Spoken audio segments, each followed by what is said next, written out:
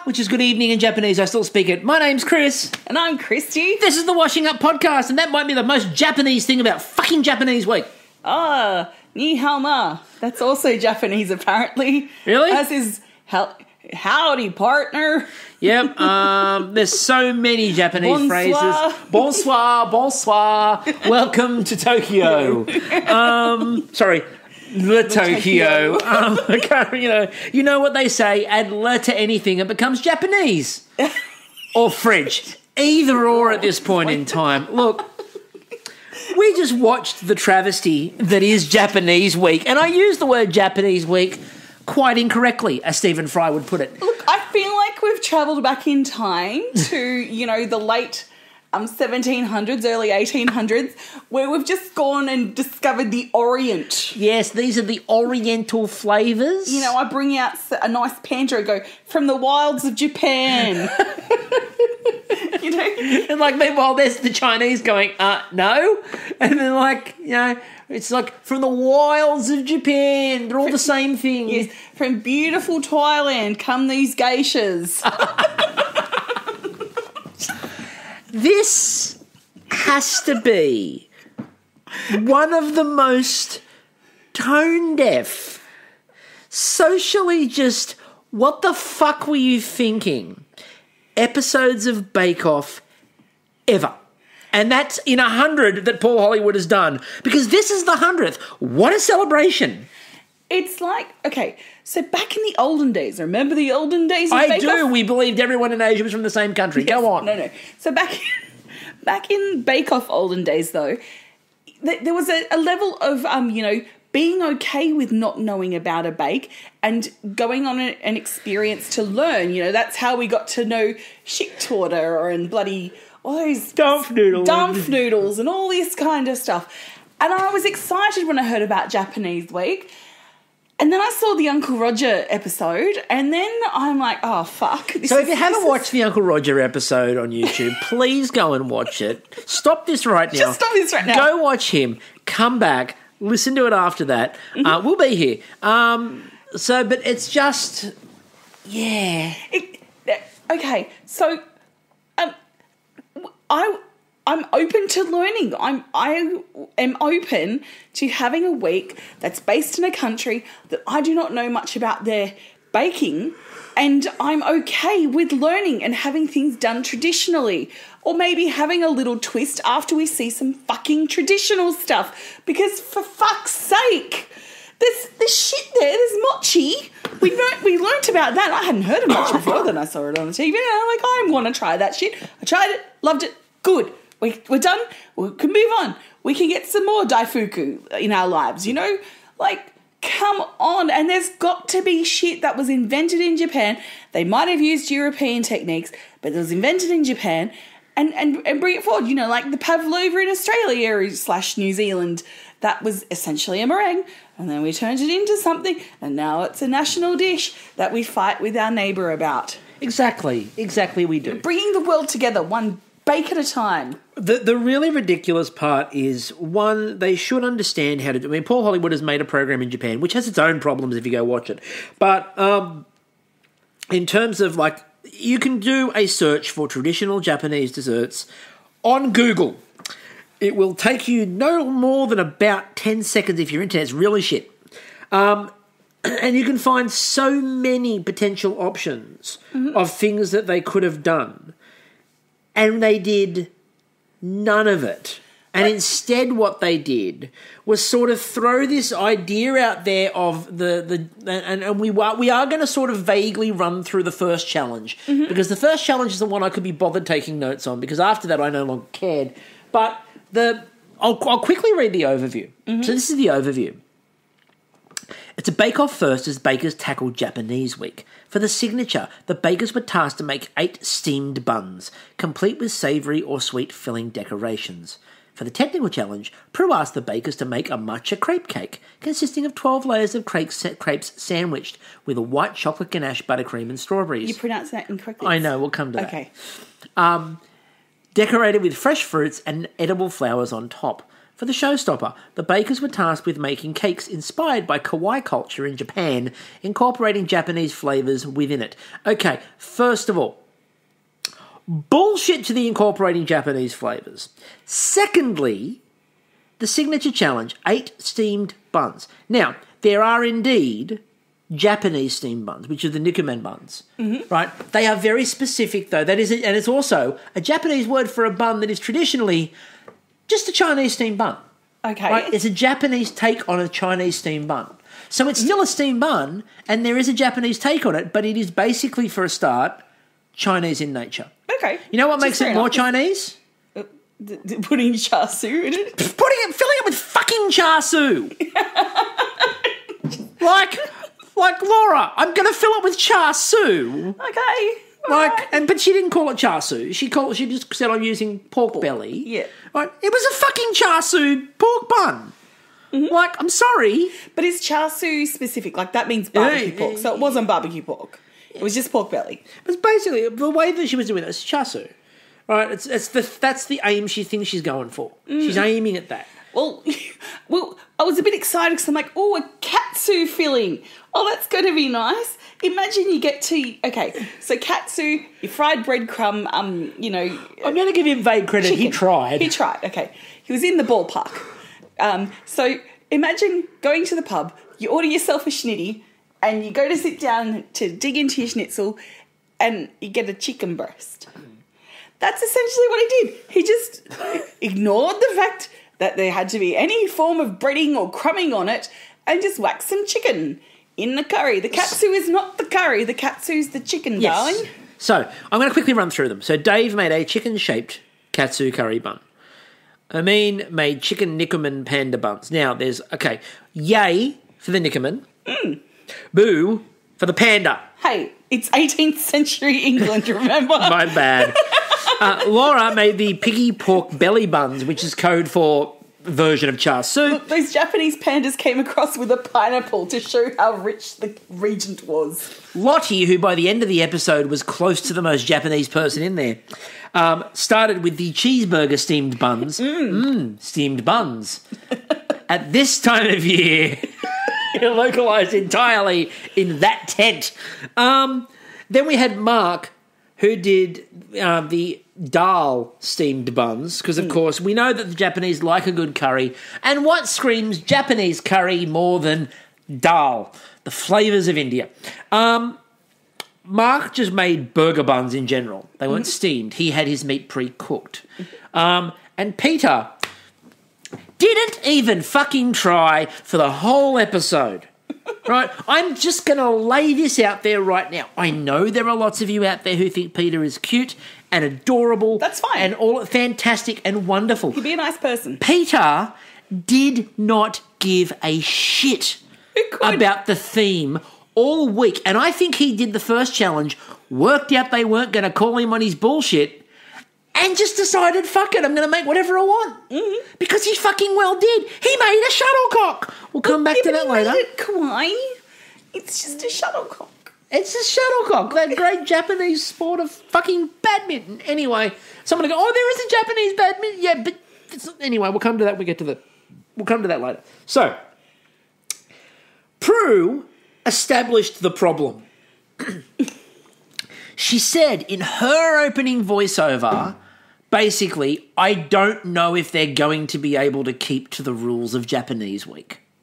But what rules are there when you're putting it out to be so fucking vague? We know a signature is one that you put out there that, people can have their own take on, and that's cool. So have something firmly established that is Japanese, such as a mochi or other daifuku. Say you've got to make a daifuku and, run wild with the flavours. Mochi would have been perfect. Like, there are so many options for mochi, right? When you go through and look, there are so many options for mochi, right?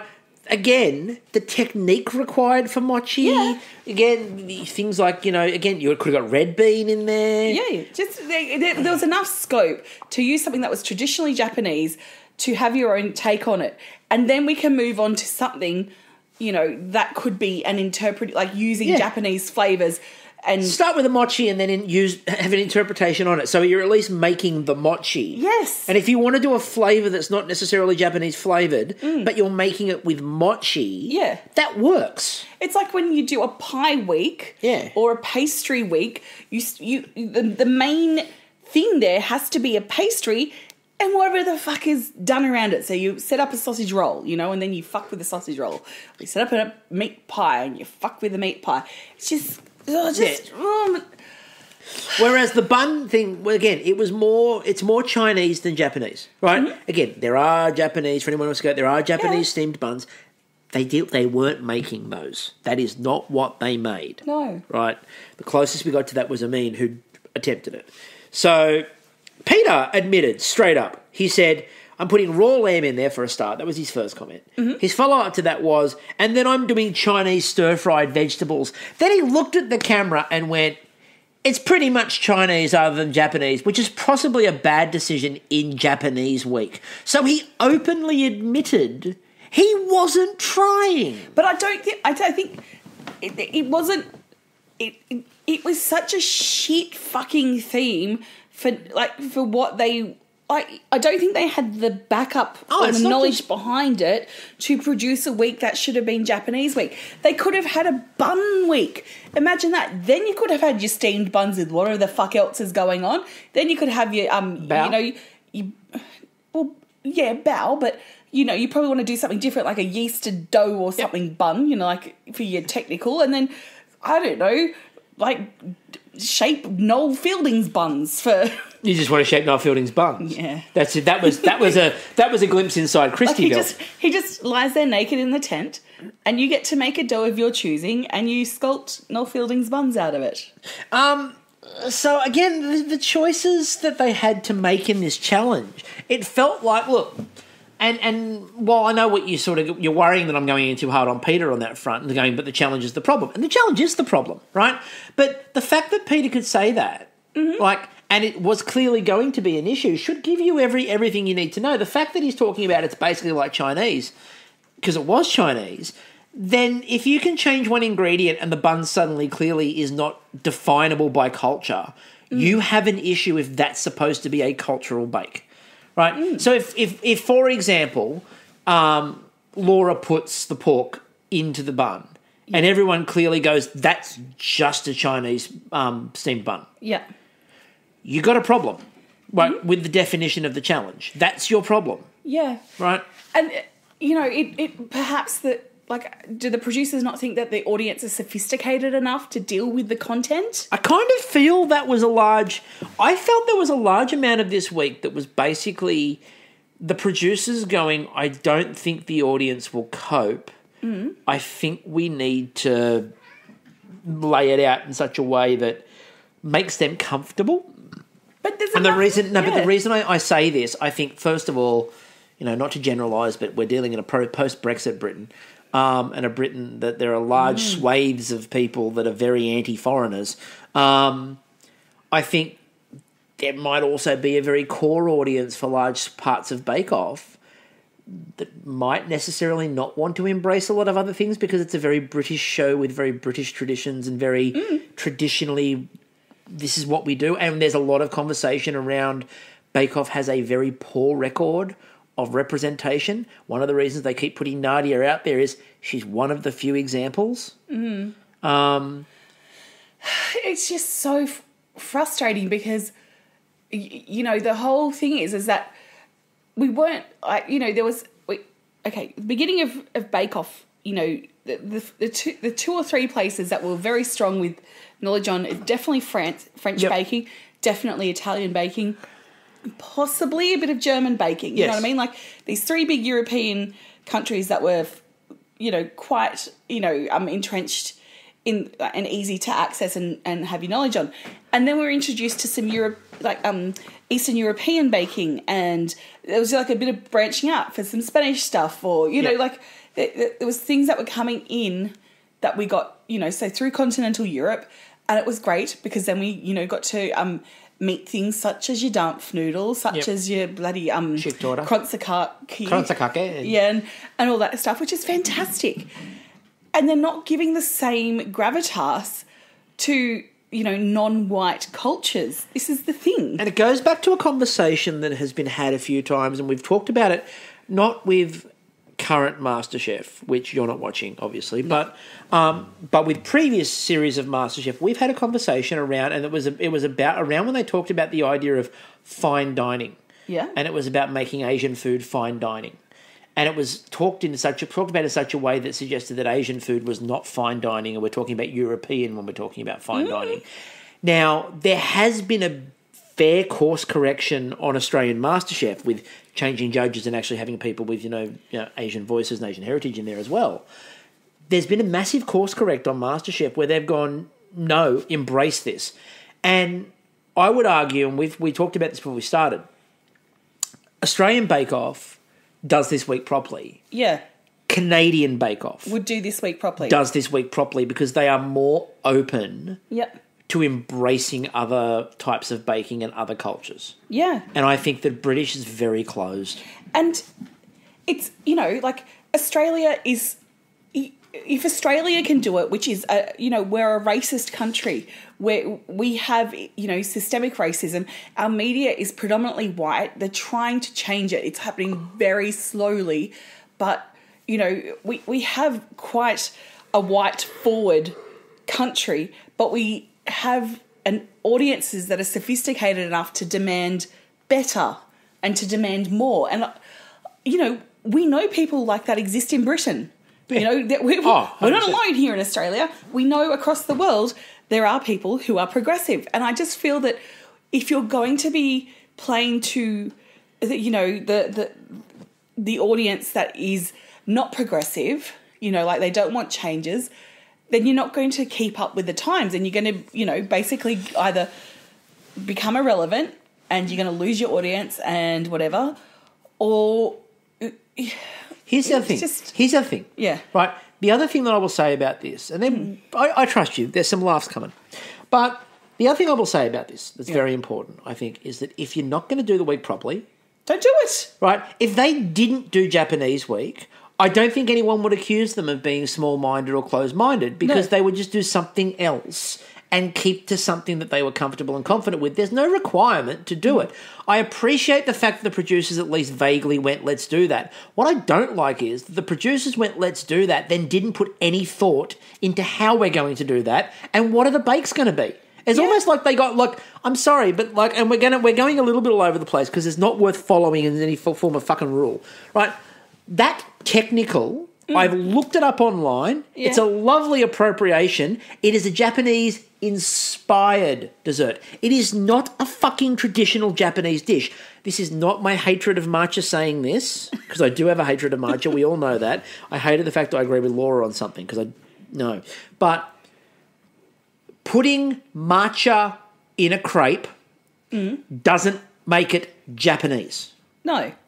All they did was make the crepe cake that was made in the Great Australian Bake Off and cover it in matcha. You're absolutely right. And, I could make a pancake tomorrow, cover it in, borscht and call it Polish. Is it a Polish crepe or a pancake? No. It is a pancake with borscht on it. Yes. It's not actually that culture. So I think one of the other problems that I think they had a lot of tonight is they struggled with the idea of a Japanese bake versus just throwing a Japanese-themed ingredient around. And again, we'll put some... and when Prue was describing the things that they could do to make it Japanese at one point, and when she was talking about the flavours, and her suggestions were just use matcha or use yuzu or use sake. So the third thing she went to was sake, right? But that was it. That was the grand total. Put one of those flavours in there.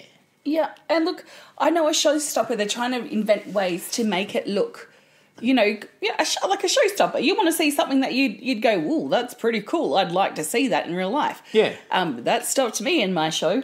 And I understand the concept of kwai.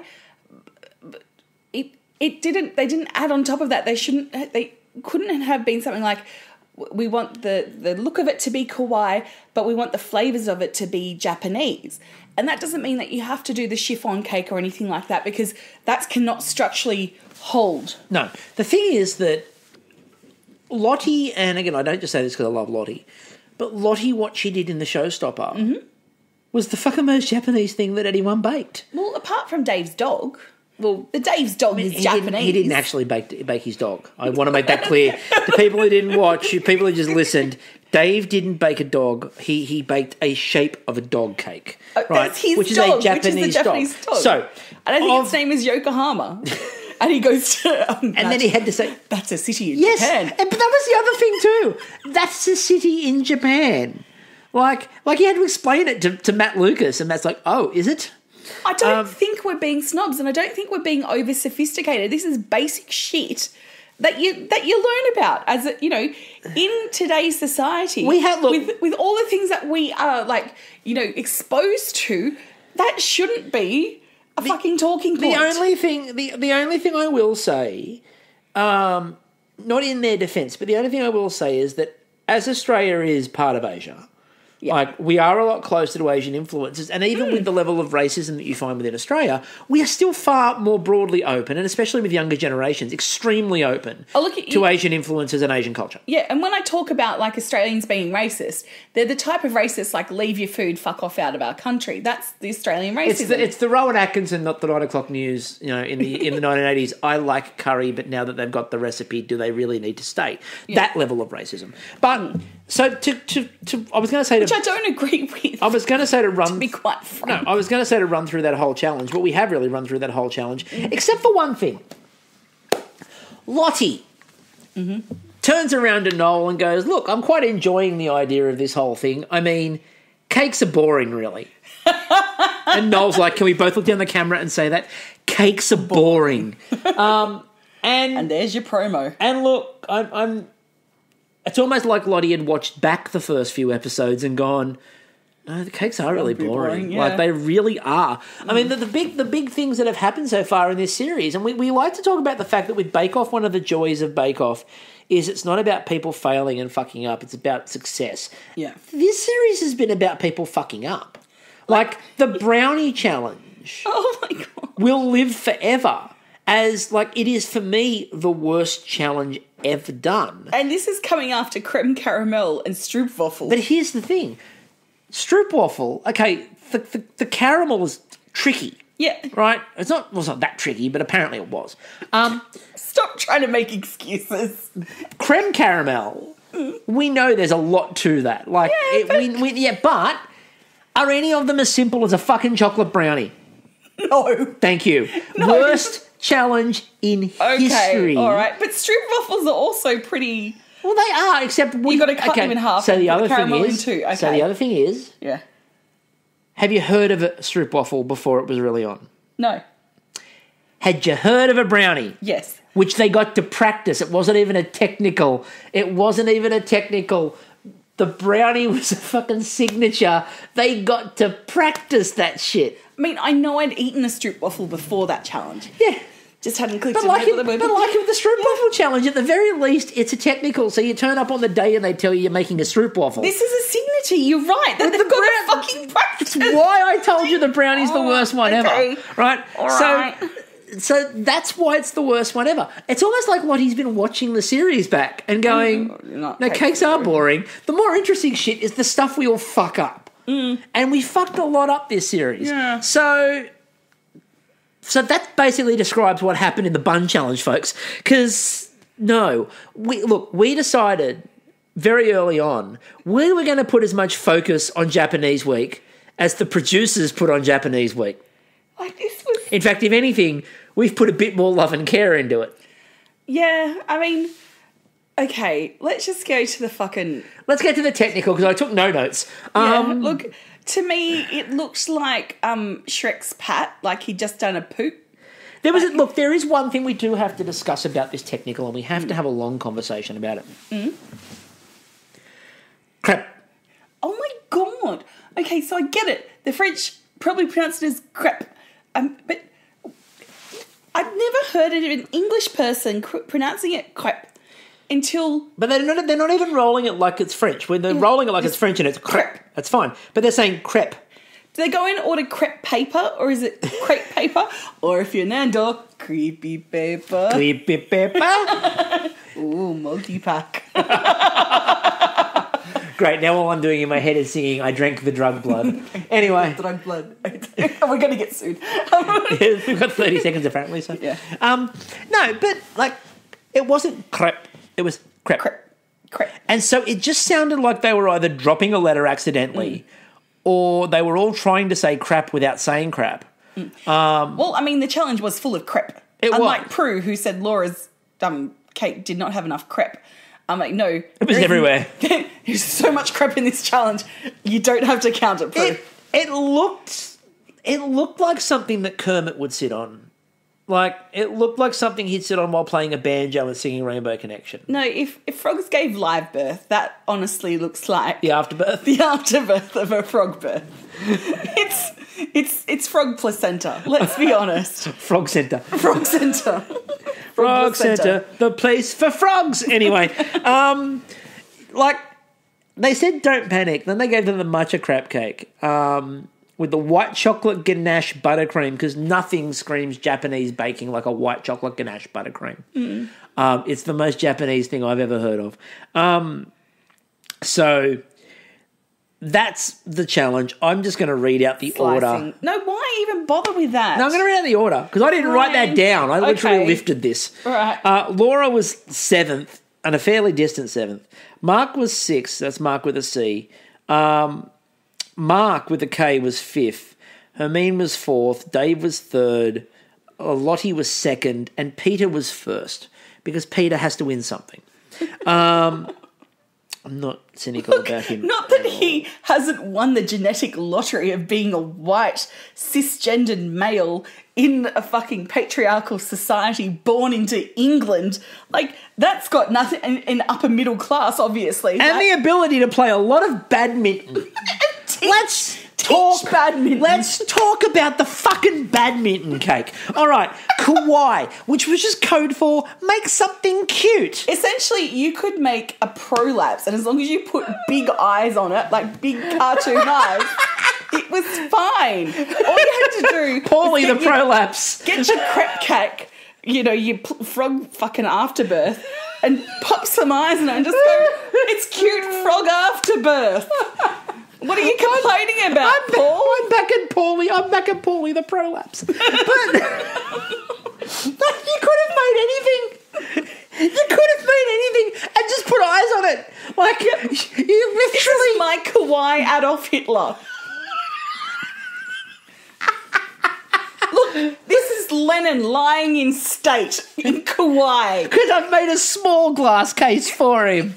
Look, even the glass case is like cartoon eyes. And look, what I've done is I've taken the matcha crab cake and I've put it under his head like a pillow so it looks like he's actually rotting. Yes, it's beautiful. It's a thing of joy. It's so kawaii. I was disappointed, as you pointed out as well, you were disappointed that nobody went tentacle porn. No. Come on. Although, who was it? Oh, yeah, with the pregnant avocado. I'm like, Mark with the pregnant avocado. Post-hentai avocado. Yeah, it was it was the avocado cake with emojis on the front of it. There weren't no emojis on it. It was just eyes. And they weren't even cartoon eyes. They were just little black dots. Then marshmallow and buttercream with a baby avocado, that was the very, very hentai moment of it. And then he decided later on to put a yuzu buttercream in there because obviously someone walked past and said something Japanese and kept walking. I've got a feeling with a lot of these bakers, because what they originally described had no mention of Japanese flavour whatsoever. No. And then it was like someone ran around the tent and went, do something Japanese. Like, instead of that, I don't know, lemon that you're going to pop in your chiffon cake, could you try this yuzu for us, Laura? Yeah, like, use some yuzu. I don't know, what is yuzu? What's this yuzu thing? It's like a lemon. But bitterer. And again, like, I think, she said. I think there are a lot of people who would be listening to this, who've listened to a lot of us, who would say, this is going to be a bad week for Chris because he's going to go off the deep end about matcha and yuzu. They No. were the highlights. They were the highlights. And you'd expect that in a Japanese week. Yeah. I went into this week expecting them to use that, and not only expecting it, but like thinking that they should. You should be using the yuzu, but use it in a way that's authentic, not just I'm doing this very British cake and I'm going to pour some yuzu in it, because why the fuck not? Yeah, now, I also agree that Lottie's was possibly the most Japanese, because you had a kawaii, like mushroom, and, you know, that's an ode, I presume, to fucking Mario. Like, that's got to be it. And more importantly, she made the fucking jiggle cakes. Yeah, that's true, yes. Like, she actually made the fucking jiggle cakes. I thought that one of the things that they were going to do, like, I thought the technical should have been the Japanese, the famous fluffy Japanese jiggle cheesecake. Right, that should have been the technical. That would have been good. Right, it's a very popular cake. It would have got them all the Insta likes they could have wanted. It would have been exactly what the challenge should have called for. And it's clear, and it's not appropriated. It is a Japanese thing. No, we won't do that. But Lottie goes, no, I've been fucking working on this shit. I'm going to do it. And there is a lot of technique in getting that right. That's not easy to get right. See, I don't even think the correct word is appropriation, because appropriation would mean that you've taken something from a less dominant culture and, you know, put it into, like, the Western or most dominant culture. I think it's just kind of like being completely and utterly fucking oblivious of anything that is Japanese, and just waving a fucking cherry blossom near something and calling it Japanese. It felt a little bit like they had a challenge. They had 3 episodes written, and then someone said, we haven't got a theme for this week. And like one of the interns out the back yelled out, Japanese! What's cool? What's funky? What's hip? What's happening? That, you know... and they went, Blackpink. And they went, Japanese. And they went, no, they're Korean. And they're like, no, Japanese. They're totally Japanese. Well, look at their level of knowledge. BTS is totally Japanese. Totes Japanese. Totes Japanese. Pokemon. Well, that is actually Japanese, but they'd go, no, that's got to be Chinese. Oh, it's plenty. It's those Chinese characters. You know what I did learn, though? Because I was looking up, like... Because, like, they all did chickens and, like, fucking there was a panda and shit in the first challenge. And I'm like, well, I know that there are foxes in Japan, and I know that there are deer in Japan because of, like, some of the mythology I've heard. I'm like, well, what other animals are there? Did you know there's actual things called pikas? like, it's like a little... It's very cute. Yeah. It's not yellow and doesn't go, Pikachu! No, and they're not electronically powered. Let's just... No. So I'm like, oh, wow, there's cool shit that are there. That you can do. Again, there's a lot of bats in Japan. I spent several years at high school studying Japanese, so like, it's not difficult. Like, one of the things I do teach people at some point is we do an entire unit on Japanese culture. Could have made a puffer fish. There we go. That's a challenge. Fugu. Why didn't anyone do a fugu flavoured bun? Like, just a fugu scented bun. Poison. Tasty cake. Oh, that could have been so good. Hey, bye. That could have been so good. Yeah. Like they could have done a fugu cake. No. But that's the thing, is that, like, there are so many options. Yeah. What they chose to go with, and like the kawaii thing is just it's embarrassing. Or why not something like kawaii's cool, but why not take something that's, you know, like kawaii is Japanese, it is a culture, but take us there, like show us kawaii culture, you know, like how, like, we could have had Noel giving us a little kind of, like, you know, overview, and I know that he couldn't have actually gone to Japan because of COVID, but surely, you know, you could have given some money to a Japanese television personality to take us through, like Naomi Watanabe, you know, to take us through, like, kawaii culture. So we got to learn, then we got to see it in cakes. But I guess that would have then shown us that none of the cakes were really kawaii. I don't think they really wanted to point out the fact that, you know, they weren't actually doing Japanese, except they kept pointing out the fact they weren't actually doing Japanese. So, to quickly explain what they did, Dave made his matcha Shiba Inu cake. Shiba Inu, of course, is the breed of dog that his dog is, which is Japanese. Amin made a strawberry cherry blossom cake. Before they started, Kristie looked at the screen and just went, I bet someone's going to do a bloody blossom tree. And not only did she do that, okay, so she's like, Prue's like so excited, oh, you're doing a geisha. Like, again, you know, like she had to pronounce geisha. And I'm like, as I'm watching it being formulated, I'm like, that's a single person gazing at a cherry blossom. That's not a geisha. That's a pervert. Hello, my Shit Creek fans out there. Schitt's Creek fans worldwide for that one. Laura made an upside-down pineapple cake, which was literally an upside-down character. We'll come back to that. Into the Japanese Woods is what Lottie's called hers. Mark did Hamish the dog. The mushroom wasn't facing the cherry blossom, but he was in, or it was in the general area. Is the mushroom also a pervert? Possibly. Pervert mushroom. Then we had, Mark made Hamish the dog. Mark, with a K, made the Avo baby, which was weird. But at least he made the dog look like it was a kabuki mask. Yes, he did. Which very much so. Isn't kawaii, that's kabuki. Kabuki, but still. Yeah. And most importantly of all, again, Peter decided to make a fucking shuttlecock. Now... But he made it kawaii. He put big cartoon eyes on it. That's all you have to do. We told you. We said anything with big cartoon eyes on it, even if it is, what was it, Paulie the Prolapse. Paulie the Prolapse. So... It's kawaii. Let's get into it. So... Dave's was matcha and rosewater. And, Pruitt judging was I didn't think that matcha and rosewater would go together. I mean, you had rose green tea. Rose green tea is a thing, but also, eat any cake off any other series of Bake Off in any other country globally. You'll find it. It's not a new thing. You had Mark with a C, who made his very Japanese lemon Swiss meringue. But then he went honey and tahini, and I'm like, we're vaguely hitting the ballpark now, but not really still. But didn't he also have fermented soybean? And then he went ginger and soybean powder. Yeah. All right. But we got there at the very end. Lottie, as we said, did her jiggle cake with a lime and yuzu flavour with Japanese forest. Amin made a vanilla sponge and a modelling chocolate blossom tree. Which was inspired, as she said, by Slough. Because if I'm thinking of my Japanese inspiration, my first thought is there's a park in Slough. But, okay, there are lots of Japanese gardens around. There's one here in Miscellaneous City.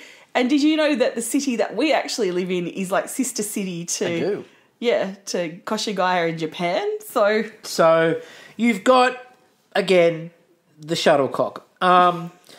It was a sponge, and all I wrote, this is literally what I wrote, a sponge and other British ingredients. It's kind of what he did. It's very much what he did. We also have, as my notes close on me, which is annoying, Laura, she did a yuzu curd to try to bail herself out. It was a chiffon sponge, an upside-down pineapple cake, which led us to the most Japanese of arts. I'm talking, of course, about the traditional Japanese art of fondant rolling. That old chestnut. Yeah. Why was Laura struggling so much to roll fondant, and why was it such an emotional thing? Look, I think, we all have days where life is just shithouse, and it just, it could be a thing. She could be away from her family. She's away from her pizza oven, Chris. And I don't know if you've been away from your pizza oven, but, for the rest of us who actually have an attachment to... What am I saying? Why didn't she make a kawaii pizza oven? She just burst into tears going, I miss my pizza oven. I got a new stone for my anniversary. The second anniversary is pizza tray. Yeah. But this week that was the thing I was disappointed with this week. There was no mention of the pizza oven. No. Because we know pizza's from Japan. No. Amin at this point, by the way, abandoned her geisha and just made it a single woman staring at a blossom tree. Pervert. I know. Staring at a blossom tree. That was the point. Yeah. She suddenly just became a pervert. That was the challenge. I took no other notes. I didn't care about the judging. So, no, the highlight of the judging was actually after the judging. Matt says they're sitting at the table. Every single one of those was a wow. and Prue steps in before they could finish and goes, "To look at."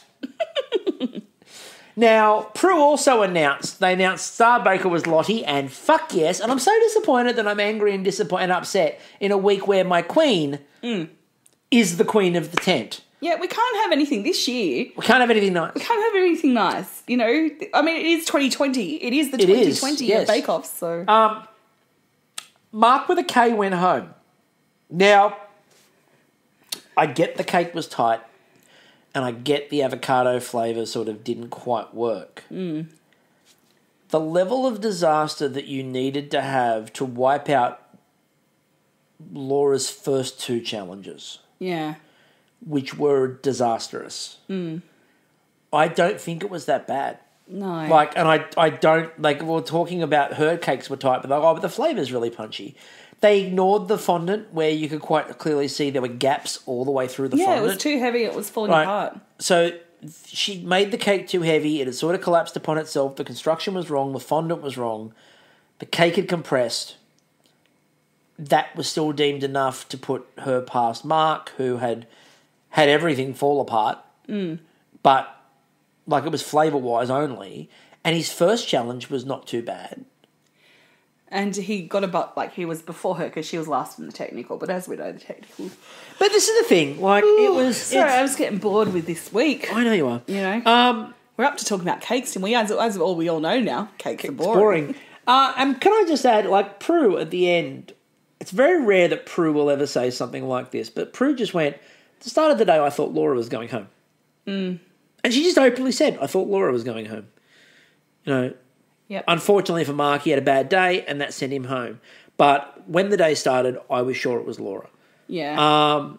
And, yeah, look, I don't really... The tricky part about this one was I didn't feel great about anybody's week. I thought Lottie had probably the best week out of everyone, and I thought she probably deserved Star Baker. But the bar was quite low this week.